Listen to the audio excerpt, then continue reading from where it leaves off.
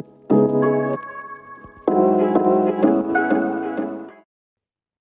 Smutsters, it's Morgan, and today I have the absolute pleasure of interviewing Stephanie Nemeth Parker, who voices Sgaeyl in the Fourth Wing graphic audios. How are you doing today? I'm doing great. Thank you for having me. Of course. So Iron Flame graphic audio part two just came out in July. What has the reaction been from everyone? It's been pretty wild. It's been great. I mean, I got some people saying like when I kind of had recorded like my last line of the book, you know, I didn't think it was giving anything away, but people were like, "Oh my God, it was a spoiler." And I was like, "Oh, was it a spoiler? Oh my God, I'm so sorry. No, I had no idea." So, I mean, most people really are happy about seeing things and hearing things kind of behind the scenes, but you do have people who maybe hadn't listened to it before. We're waiting for the graphic audio Mhm. version, which I didn't Yeah. even think about. So, yeah. Yeah, there are a lot of people that are just like solely audiobook users. So I can see how if they knew that they were the graphic audios, which is like a heightened version of an audiobook, that maybe they would wait. Kind of Mhm. like some people who don't read the books in general, they watch the movies. It's just kind of everyone enjoys media in different forms. So that's interesting. I never thought about that. But Same. So I yeah, will not be doing that again. yeah, fair, fair. So how has it been to see that like completed project out to the public after waiting for so long? Is it like do you feel a sigh of relief or like are you excited or what are the I mean, feelings I'm on excited for the that? next book to come out already. Like, I'm just waiting. But I mean, it's really great to have it all kind of finished. I mean, the crazy thing is that Sgaeyl is so, I feel like she's so loved by so many people, Mhm. but she doesn't really have a lot of lines. Yeah. I don't really have a lot of lines in there. So I kind of have to do a lot with what I have, if that Mhm. makes any sense, with as little as I have. Yeah, and I could totally see her having more lines in Onyx Storm, as we go into the intricacies of what's going on with Xaden. I feel like there really Mm, could be a lot from her perspective of their conversations together that maybe Violet and Tiernan and Darn aren't hearing. I'm hoping so. I'm gonna ask Rebecca next weekend in Edinburgh, so we'll see. Yes, yes, be like, "We would like a few chapters solely on Sgaeyl talking to Xaden." Exactly. Okay, so how do you feel like you are most similar to Sgaeyl, and how do you feel like you are different? So I feel like I'm the most similar, because of her strength. I think she Mhm. has this kind of, especially with Zayden, this kind of motherly, like protection and encouragement and, those things, being a mom of like, teenage boys and stuff. And like I feel very connected to her like that. She's very protective and she's very, like we are badasses and we will do what we do and this is how it Yeah. goes. But Mhm. she's also very prideful, and I think I'm not really like that. I'm always second guessing, like, oh my God, did I make the right choice? Did I say it? And she is never second Right. guessing anything. She Yeah. just does, and she is. Yeah. Possibly a dragon characteristic in the Fourth Wing series is they are very, like, well assured in their decisions always. They're just gonna run with it. Absolutely. So that's fun. Okay, so did you always know you wanted to do voice acting, or was there a defining moment where you realized you wanted to start? I mean, I've been an actor. I mean, I majored in theater in school, and so I've been acting since, I mean, since I was 6, I wrote my first play. But um, Oh, I did radio in college, and so I kind of used my voice that. And I live in Switzerland, so when I came over here, did a radio show with some other people and okay. fell into kind of voiceover, but not really Oh, voice acting, as it were, like, as yeah. kind of audio dramas and stuff. And so when I found audiobooks a few years ago, I was really sold. I was like, oh my God, I get to play every part, the good guys, the bad guys, Yeah. the kids, the grandmas, the dragons, the whatever. I was like, yes, yes, yes, sign me up. That's amazing. So, what do you think how do you think radio helped with that? Just, like, projection of voice and, like, creating kind Just of that like confidence. yeah, There's a okay. confidence that comes just from talking on the radio and having to kind of come up with things and create stuff without your face, Yeah. like putting it out there as well. You only have your voice to convey everything. So yeah, I Yeah, think you that have to kind of create, like, a hype to it almost, like, you have to get people excited and, just by the voice. I think it's a great skill. mm. So, how did the Fourth Wing audition come about, and had you heard about the series at that point? So I'd already read it. I listened to the Oh, audiobook. I'm an okay. audiobook person myself since I'm Okay. an introvert. And so I listened to the sick version and I was like, oh my God, poor Rebecca, poor Rebecca, poor Rebecca. Um, because I know she would not have chosen to record it like that if she didn't have to. Hmm.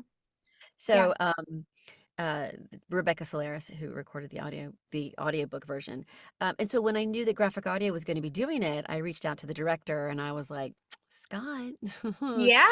I need to be in this book. And he Hmm. was like, I hear you. He goes, it's a quite young book and your voice is not all, he goes, I've worked for him in other books as kind of like a goddess and this kind of Hmm. these kind of voices that lend themselves to like Sgaeyl. So he goes, I don't have anything for you in the first part of book one. He goes, but let me just hang on a second, just hang on.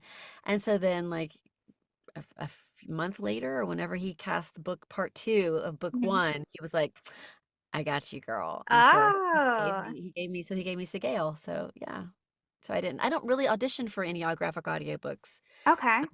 I think I've only auditioned for one book and it was because I was to be like the main narrator Okay. to see if the it was an Elise Kova book to see if she liked me for whichever particular part it was. So I think that's Yeah. the only one. I think I've done like 50 or 60 for graphic audio. Okay. Very interesting. I always like to ask because everyone's like backstory to this is so different. So that's really great that you were just able to be like, this is the work I've previously done, like my skill set and range. Like, let's, present it within this storyline. So that's really great.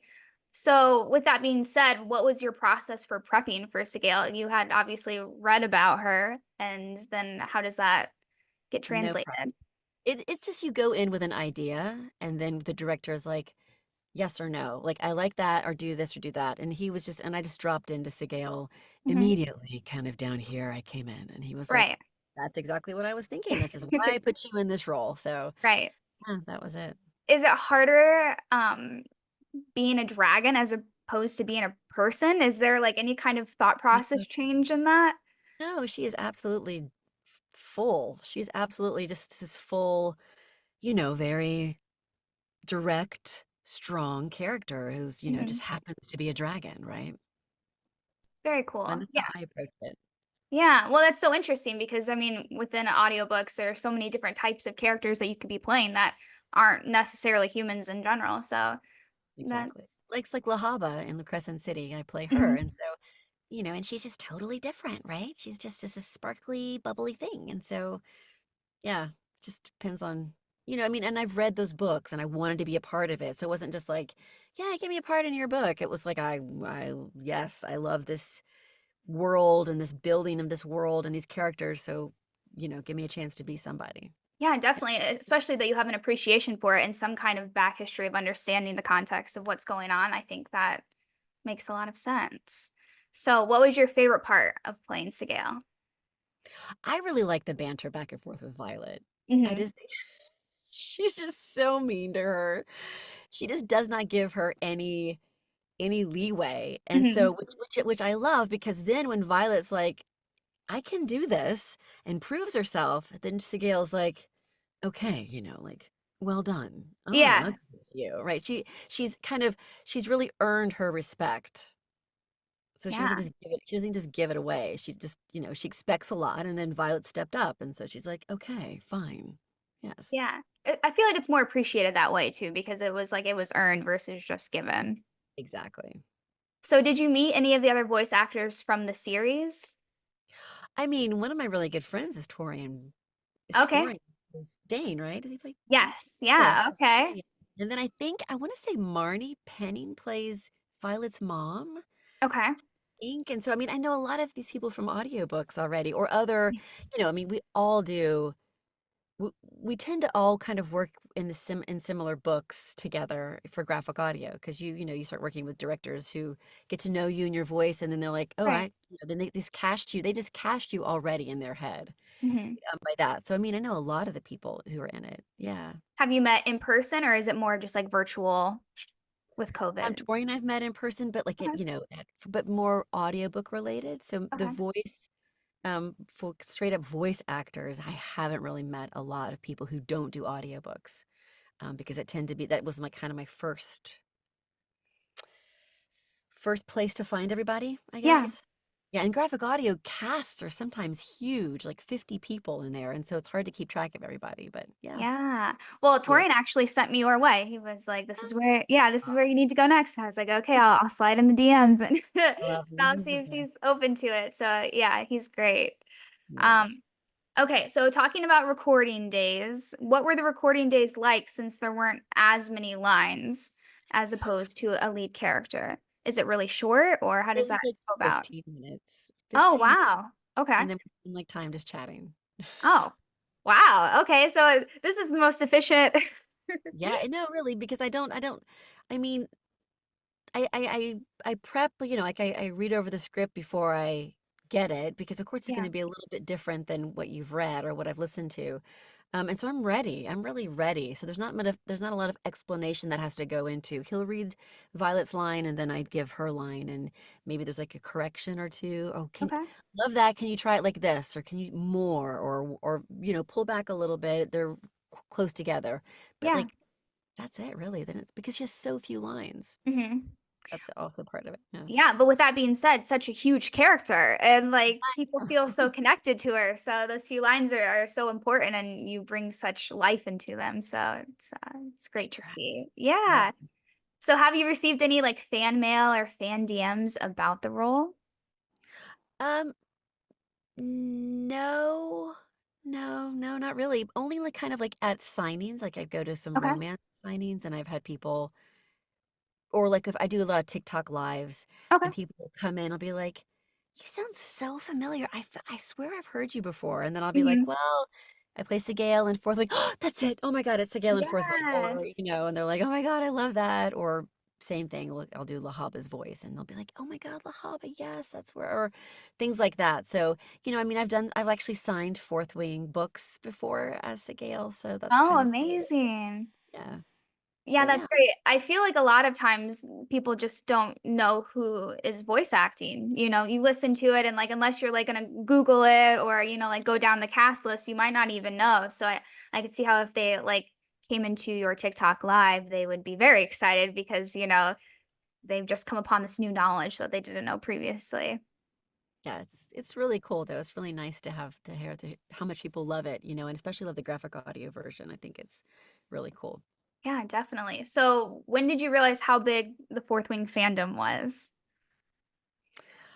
I just think like, TikToks and, looking at things like that and even just walk what we'll do as audiobook narrators, especially as you kind of walk through Barnes and Noble and see if you can find any of the books that you've narrated, right? Like I'll do like books in the wild or whatever. Yeah. And then like, you're in there and I'll like and you start talking to people who either work at Barnes and Noble or who are just kind of in the same section where I'm at, where I was in Fourth Wing and was gonna, take a picture and Yeah. they're like, what are you doing? I was like, oh, I play Sgaeyl. And she's like, oh my God, you play Sgaeyl? Oh my God, I love that book. Oh my God. So it's like really kind of cool.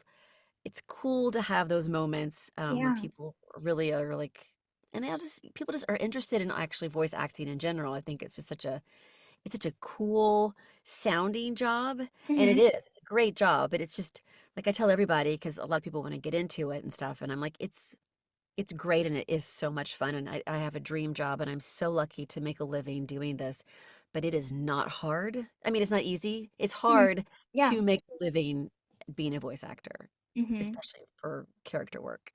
Yeah, that makes a Yeah. lot of sense. I was talking to Anthony Palmini, he does the character of Reese for, ACOTAR, and he was saying the same thing that you said about going into Barnes& and Noble and just kind of walking around and kind of standing by, his books, and then he was like, "It's nice because you can decide if you want to, like, present this information to people." So versus if you were, like, physically acting in a movie and you are kind of bombarded, this is a little bit different where you get to choose how much exposure you get. 100%. Yep. Yeah. 100%. So I think that's nice because it's like you get to decide, you know, am I going to be stressed by this today or is this going to be a fun experience? Exactly. Exactly. So, do you have any other upcoming projects or voice projects you just finished? I mean, I'm always working. I do like 80 to 100 books a year, so Oh, I have wow. Okay. tons of projects. Like today, I just recorded some stuff for graphic audio. I don't know. I mean, nothing really, I think, in this like Fourth Realm. Wing. Okay. Yeah, I did Crave. I just did Oh, okay.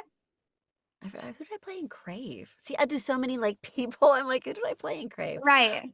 Like a new character that comes in and just gives you a Okay. little, but yeah. So what are you working on that you're most excited about, or what has just been released that we can link for everyone?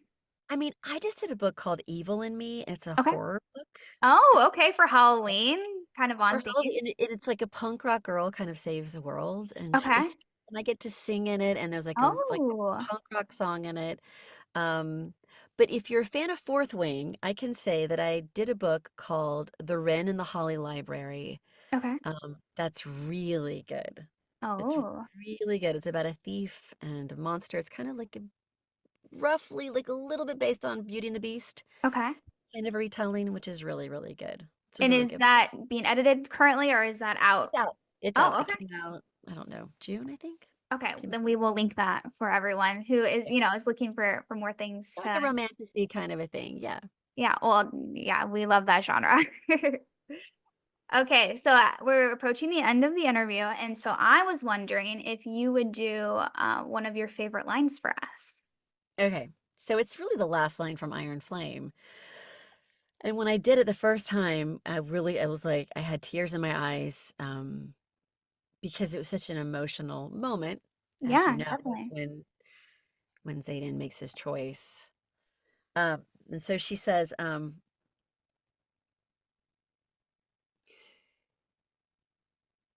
not going to shriek it because it's supposed to be shriek, but it says shrieks. Okay, it goes, you cannot. I chose you. 10 That's what out of happens. 10. It's so strong and so emotional, and I'm just so excited to see how that is forwarded in Onyx Storm. I So, know. I mean, I honestly, I will see Rebecca Yarros in Edinburgh for Rare, and I'm gonna ask her, please, please write more, because I met her in Denver for Readers Take Denver. mhm, We were talking about, that I do Sgaeyl and for graphic audio, and it was really, yeah. really cool to meet her. But I'm gonna be like, listen, woman, we need some more lines. We need some more lines. Yeah, well, I mean, speaking for the fans on our side, we would love to see that. So you have our support as you go present that question. Excellent, excellent. Yeah, so thank you so much for taking the time to provide more information on, Sgaeyl and your voice acting history. Really appreciate it. And, if you want to do something in the future, once Onyx Storm comes out, we would love to come back and follow through once you have a ton more lines. Once you have chapters and chapters of lines to talk about, that would be so much fun. Thank you so much for having me. It was a pleasure. Yeah, I'll talk to you later.